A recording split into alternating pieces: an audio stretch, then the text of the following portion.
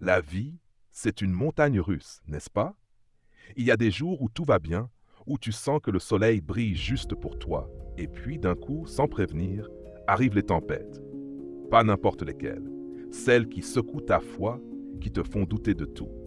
Dans ces moments-là, l'espérance devient rare. Mais c'est justement là qu'on en a le plus besoin. Alors, comment faire pour ne pas la perdre quand tout devient noir? Comment continuer à croire quand on ne voit plus la sortie? Dans cette vidéo, je vais te partager un message puissant, ancré dans la parole de Dieu, pour réveiller cette force intérieure que tu portes en toi, même quand elle semble endormie. Si tu traverses une tempête en ce moment, reste jusqu'à la fin. Ce que tu vas entendre peut tout changer. La vie est une montagne russe, c'est vrai. Il y a des jours où tout coule de source, où tu as l'impression que le soleil brille rien que pour toi. Et puis, tout à coup, sans prévenir, arrivent les tempêtes. Et je ne parle pas de petites averses, mais de ces tempêtes qui ébranlent ta foi, qui te font te demander si tout ce en quoi tu as cru a encore un sens. C'est dans ces moments-là que l'espérance devient une denrée rare, mais c'est aussi là qu'on en a le plus besoin. Tu as sûrement entendu des phrases comme « la foi soulève des montagnes » ou « après la tempête vient toujours le calme ». Ce sont de belles phrases, mais quand tu es au cœur de la douleur, elles semblent trop légères pour te relever. Alors comment faire? Comment garder l'espérance quand le chemin devient sombre? Comment continuer à croire quand on ne voit plus la sortie? Cette vidéo n'est pas là juste pour te donner de jolies paroles. Mon but est de transmettre un message qui t'aidera à te reconnecter à cette force intérieure que nous avons tous, même si elle semble loin dans les moments difficiles. Je veux qu'on parle de ce que signifie garder l'espérance d'un point de vue réel, humain, et surtout fondé sur la foi que nous professons. Nous allons explorer ensemble ce que la Bible dit de l'espérance, comment appliquer ces enseignements au quotidien et comment, même au milieu de l'épreuve la plus dure, Dieu reste avec nous. Garder l'espérance, ce n'est pas seulement un acte de volonté, c'est un acte de foi. Ce n'est pas ignorer la réalité, ni faire semblant que tout va bien quand ce n'est pas le cas. C'est croire que, même si nous ne comprenons pas ce qui se passe, Dieu garde le contrôle. C'est faire confiance que même si on ne voit pas la lumière au bout du tunnel, cette lumière existe bel et bien, et qu'on la verra tôt ou tard. Soyons clairs, ce n'est pas facile de garder l'espérance quand tout va mal. Nous sommes tous passés par là, dans cet endroit sombre où la vie semble nous avoir tourné le dos. Dans ces moments, il est normal de se demander « Mais où est Dieu dans tout ça ?» On se sent seul, abandonné, parfois même rejeté. Mais écoute-moi bien, Dieu n'est parti nulle part. Il est juste là à tes côtés, même si tu ne le sens pas. Tu te souviens de l'histoire des disciples dans la barque avec Jésus pendant la tempête? C'est dans Marc 4. Jésus et ses disciples traversaient la mer quand une violente tempête s'est levée. Le vent soufflait fort, les vagues frappaient la barque, les disciples étaient terrifiés et pensaient qu'ils allaient mourir. Et pendant ce temps, que faisait Jésus? Il dormait. Oui, il dormait au milieu du chaos. Désespérés, les disciples l'ont réveillé. « Maître, ça ne t'inquiète pas qu'on soit en train de couler ?» Jésus, avec le calme de celui qui a tout sous contrôle, s'est levé, a repris le vent et a dit à la mer « Silence, calme-toi !» Et la tempête s'est arrêtée. Cette histoire est puissante parce qu'elle nous montre quelque chose qu'on oublie souvent. Même si la tempête est forte, Jésus est dans notre barque. Il ne nous abandonne jamais. Il ne réagit peut-être pas toujours tout de suite. Il n'arrête peut-être pas la tempête au moment où on le supplie. Mais ça ne veut pas dire qu'il s'en fiche. Il est présent et sa présence est notre espérance. Mais soyons honnêtes. Combien de fois avons-nous eu l'impression que Dieu dormait pendant que nous luttions dans nos tempêtes? C'est normal de ressentir ça. Ce qui est vraiment en jeu dans ces moments, c'est notre foi. Il est facile de faire confiance à Dieu quand tout va bien. La vraie épreuve de foi, c'est quand tout se complique. Garder l'espérance dans les temps difficiles n'est pas passif. Ce n'est pas juste attendre que ça aille mieux. C'est une décision consciente de faire confiance à Dieu, même quand la tempête fait rage. C'est croire qu'il a un but et un plan, même si on ne le comprend pas, et que ses promesses sont fidèles.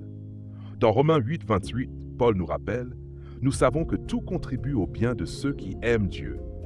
Tout, même les choses difficiles, douloureuses, incompréhensibles, elles font partie du plan de Dieu. On ne le voit peut-être pas maintenant, ça n'a peut-être aucun sens pour nous, mais Dieu, dans son infinie sagesse, sait ce qu'il fait. Alors quand tu seras au milieu de la tempête, souviens-toi, tu n'es pas seul.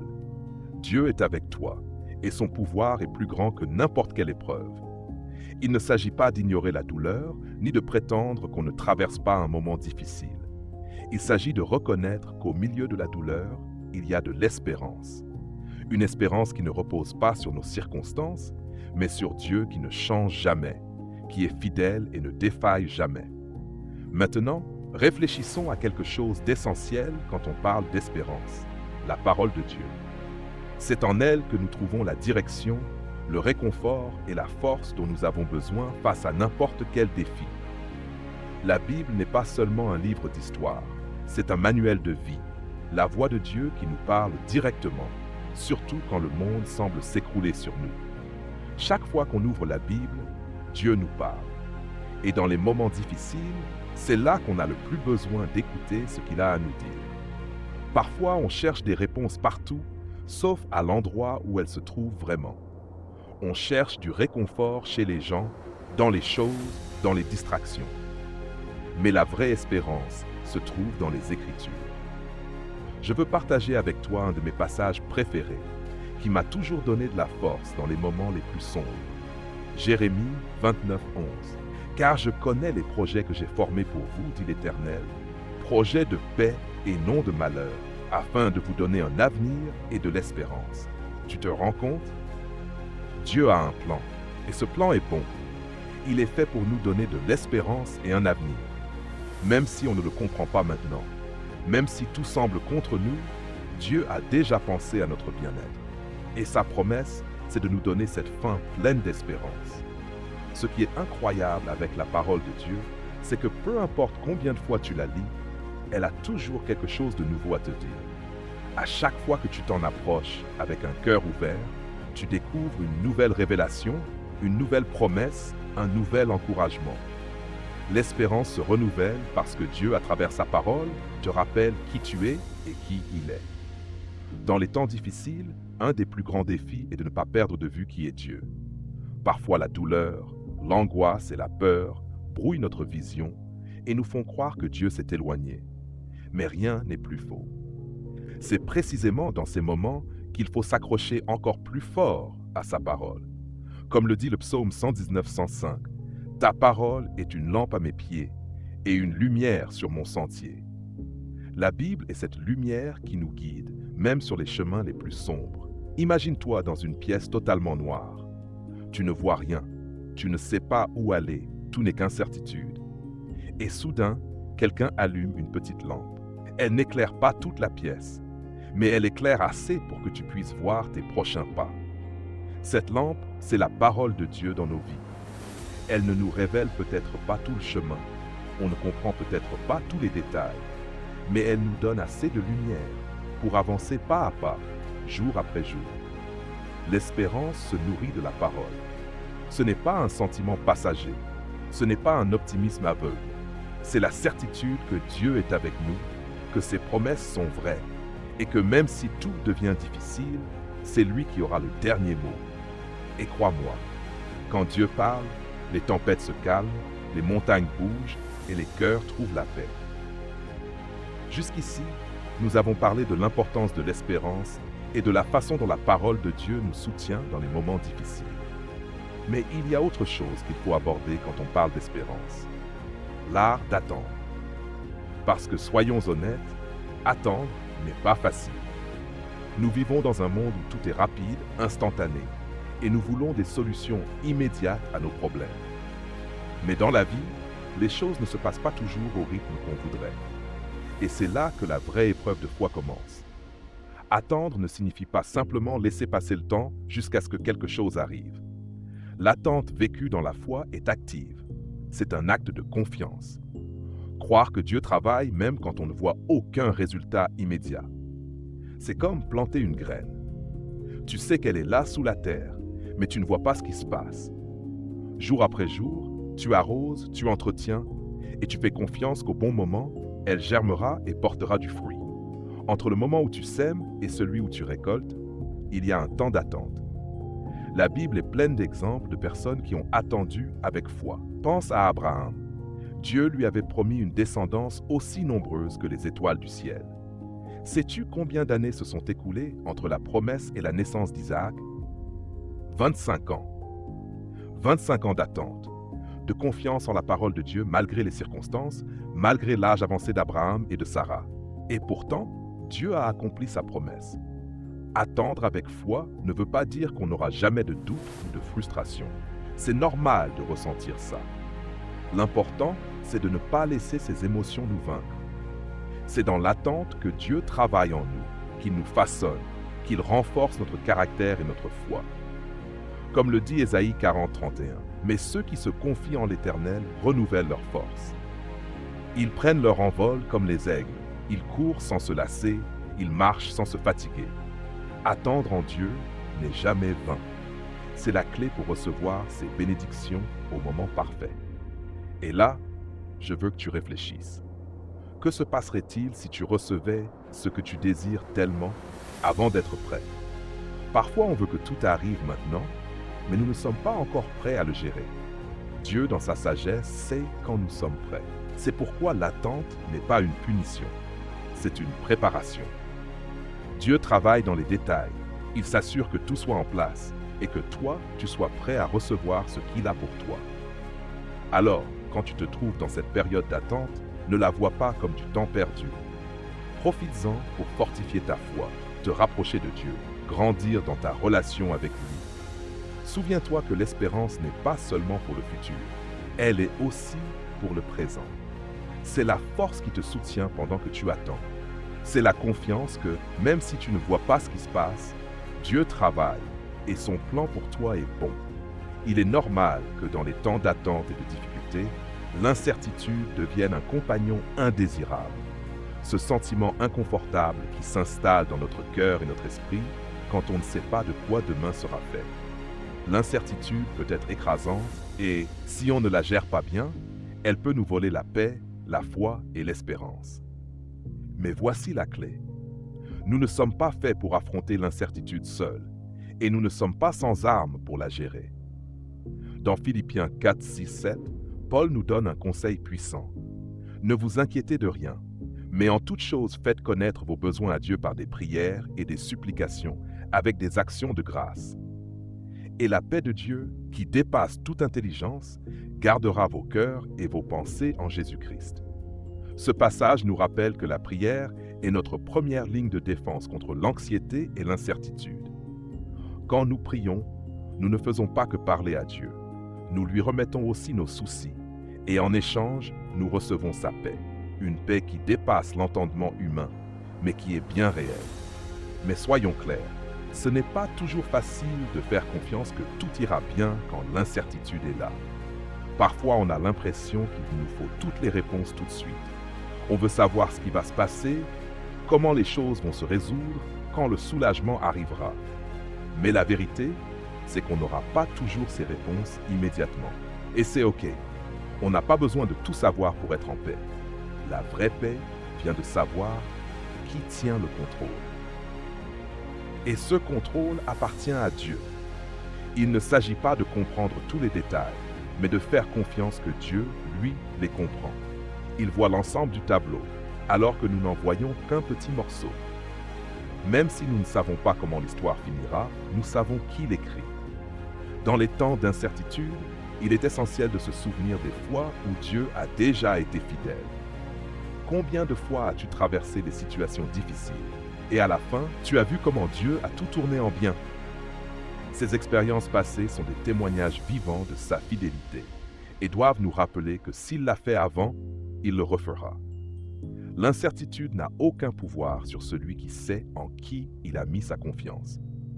De plus, il est important de s'entourer de personnes qui nous aident à garder la foi forte. Tu n'as pas à affronter l'incertitude tout seul.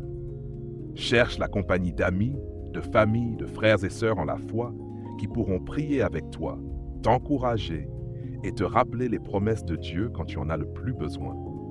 La communauté est une bénédiction, surtout dans les moments de doute.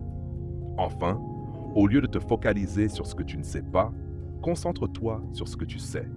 Tu sais que Dieu est bon, qu'il t'aime, qu'il a un plan pour ta vie et qu'il ne t'abandonnera jamais. Tu sais que l'espérance ne repose pas sur les circonstances, mais sur le caractère immuable de Dieu. Et tu sais que, quoi qu'il arrive, il sera avec toi, te guidant et te soutenant. Nous avons parlé de l'espérance au milieu de la tempête, de la force que nous donne la parole de Dieu, de l'apprentissage de l'attente avec foi et de la paix dans l'incertitude. Maintenant, réfléchissons à quelque chose d'aussi important. La force qui vient de l'espérance.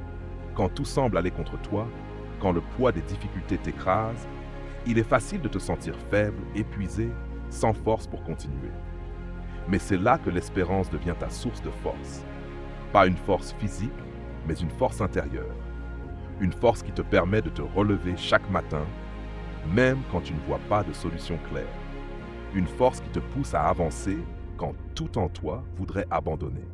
Ésaïe 40, 29, 31 nous offre une vision puissante.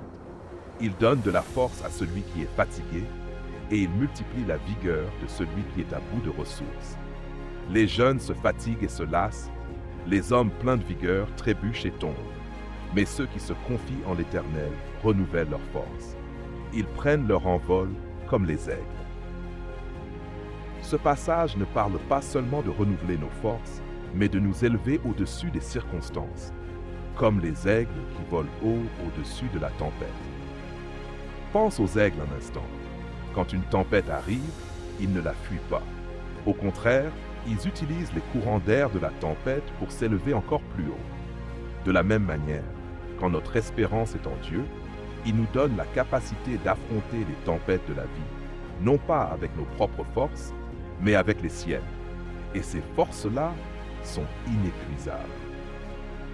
Mais comment accéder à cette force? Tout commence par un choix. Décider de placer notre espérance en Dieu, pas dans les circonstances. Parce que soyons honnêtes, si notre espérance dépend des circonstances, on sera constamment comme sur des montagnes russes émotionnelles. Un jour, ça va parce que tout se passe comme prévu, le lendemain, on s'effondre parce que quelque chose a mal tourné. Mais quand notre espérance est en Dieu, nous avons un roc solide sur lequel nous appuyer. Peu importe ce qui se passe autour de nous. Une autre façon d'accéder à cette force, c'est la prière. Prier, ce n'est pas seulement demander de l'aide, c'est se connecter à la source de toute force. C'est se rappeler qu'on n'est pas seul, qu'il y a un pouvoir bien plus grand que le nôtre qui est à notre disposition. Dans ces moments de prière, Dieu renouvelle nos forces, nous donne de la clarté et nous rappelle qu'avec lui, nous pouvons tout affronter. La force ne se manifeste pas toujours comme on l'attend. Parfois, la force, c'est simplement continuer un jour de plus, faire un pas de plus, même quand on ne voit pas tout le chemin. Parfois, la force, c'est trouver la paix au milieu du chaos ou garder la foi quand tout semble perdu. Ne sous-estime pas ces petits actes de force quotidienne. Ce sont eux qui, à la fin, te mèneront à la victoire. Enfin, la force qui vient de l'espérance ne te bénéficie pas seulement à toi. Elle touche aussi ceux qui t'entourent. Quand les autres voient que, malgré tes épreuves, tu continues d'avancer avec confiance, foi et espérance, ils sont inspirés. Ta force devient un témoignage vivant du pouvoir de Dieu dans ta vie. Et cet impact va bien plus loin que tu ne l'imagines. Nous avons parcouru un long chemin en parlant d'espérance, de force et de la façon d'affronter les temps difficiles avec foi. Maintenant, réfléchissons à un aspect qu'on oublie souvent, l'impact que notre espérance peut avoir sur les autres. Même si tu ne le vois pas, la façon dont tu gardes l'espérance au milieu des épreuves peut être une source d'inspiration et de lumière pour ceux qui t'entourent. On a tous entendu cette phrase. Nous sommes la seule Bible que certains liront. Cela signifie que nos actes, notre façon d'affronter la vie peuvent parler plus fort que n'importe quel sermon. Quand nous vivons avec espérance, quand nous montrons cette paix et cette force que seul Dieu peut donner, nous témoignons de son pouvoir sans même ouvrir la bouche.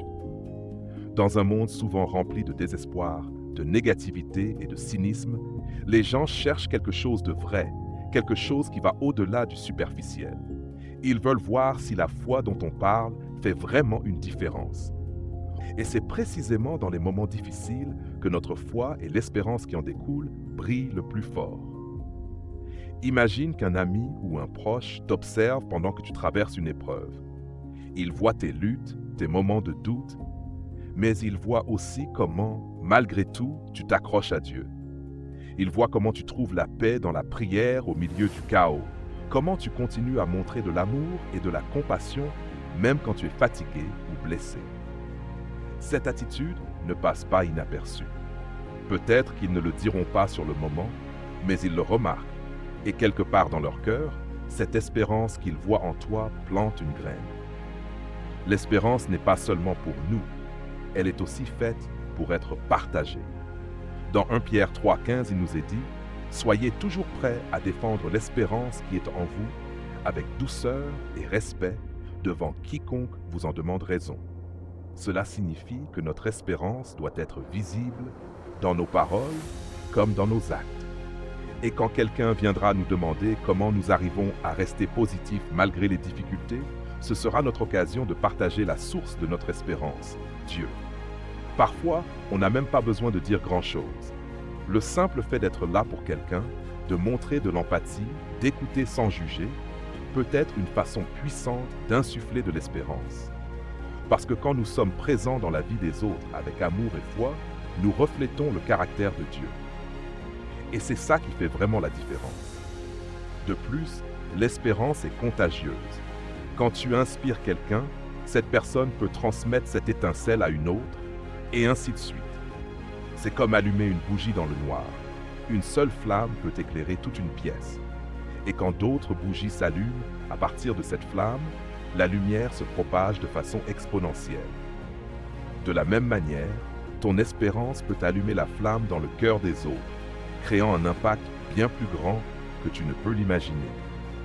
Et souviens-toi, toi aussi si tu en bénéficies quand tu partages l'espérance.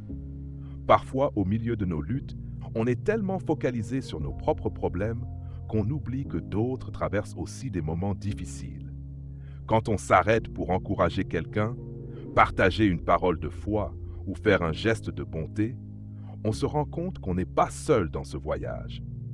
Partager l'espérance nous rappelle que nous sommes tous connectés, que nous faisons partie du même corps et que, ensemble, nous pouvons trouver la force d'avancer.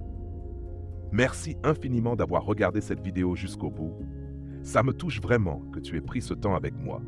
On continuera à publier ce genre de contenu pour t'encourager et te fortifier dans ta marche avec Dieu. Si ce message t'a parlé, si tu veux plus de vidéos comme celle-ci, laisse un commentaire, un pouce bleu et abonne-toi à la chaîne, ça nous aide énormément à continuer. Que Dieu te bénisse abondamment et à très bientôt.